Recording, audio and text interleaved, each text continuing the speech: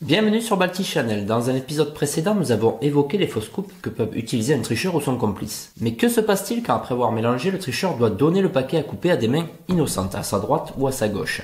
Est-ce que cela suffit à éliminer toute tentative de triche? Bien sûr que non, car le tricheur peut alors procéder à l'annulation de la coupe pour retrouver le paquet dans l'ordre dans lequel il l'a laissé après son faux mélange. Dans cette vidéo, nous ne verrons véritablement qu'une seule technique, de loin la plus pratiquée par les tricheurs. Mais auparavant, en guise de petit bonus, je vais laisser le soin à Terence de vous montrer une autre technique.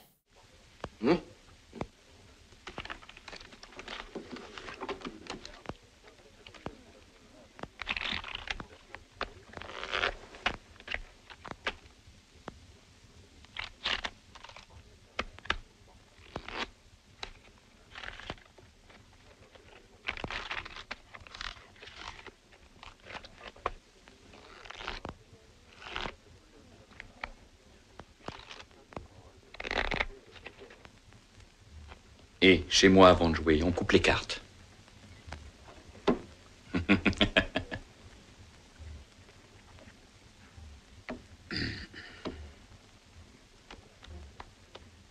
Voilà, c'est presque un gag tellement c'est évident, mais attention, avec le bon détournement d'attention ou en captant le regard de l'autre, comme le fait Terence Hill, ça peut passer.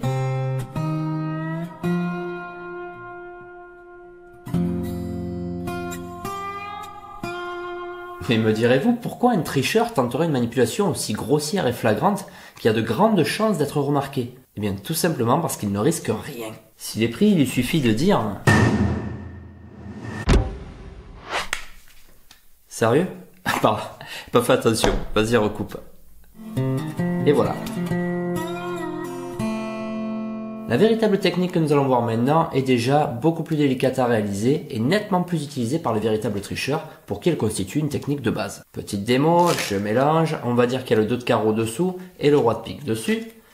Je passe le jeu à mon voisin qui n'est pas un complice pour qu'il coupe, ce qu'il fait normalement. Je récupère les paquets de cartes, voilà. Normalement aussi, je ne fais pas de pratique à la Terence Hill et je m'apprête à distribuer. Mais là, non, t'es grosse blague toi. Ah non, pardon. Je suis resté bloqué au coup d'avant. Autant pour moi, ça va. Et je distribue. Sauf que voilà, c'est le roi de pique qui est repassé en première carte et le 2 de carreau qui est repassé au fond du paquet. J'ai procédé à l'annulation de la coupe pour retrouver le paquet dans l'état dans lequel je l'avais laissé après mon faux mélange. Alors comment est-ce que j'ai fait? Eh bien tout simplement en utilisant la coupe charlier, qui est une coupe à une main qui est particulièrement rapide, discrète et efficace. Donc elle convient très bien pour cette triche et pas besoin de passer par une autre coupe plus fantaisiste. Pour info, si cette coupe charlier vous intéresse, mais attention bien sûr, pas pour tricher, simplement pour vous exercer à la magie ou à la carte distri, eh bien sachez que j'ai réalisé un tuto de cette coupe à une main ainsi que d'autres coupes à une main dans une précédente vidéo, donc je vais afficher le lien ici et dans la description. Donc, admettons, j'ai remis le 2 de carreau, le roi de pique.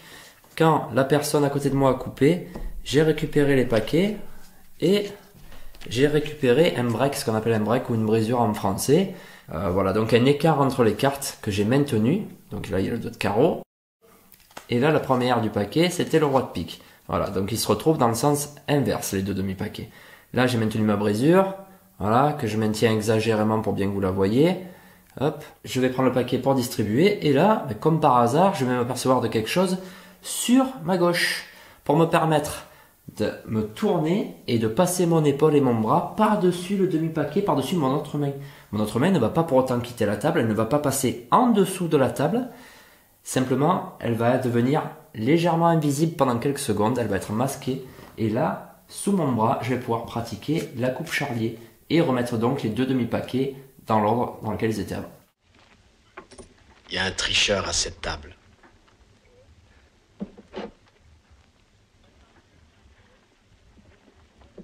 C'est pas possible. C'est comme je te le dis. Oh.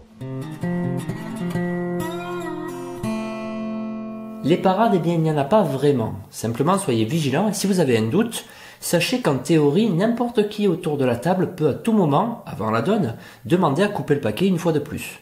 Bon, en fait, si, il y a quand même une parade et c'est encore la fameuse cut card que je vous recommande donc une fois de plus.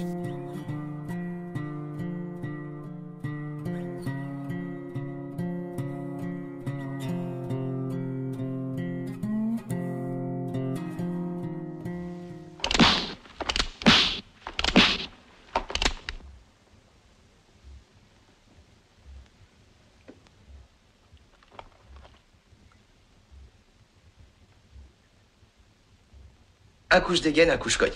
C'est un jeu que tu connaissais pas, ça, hein? Je vais t'apprendre.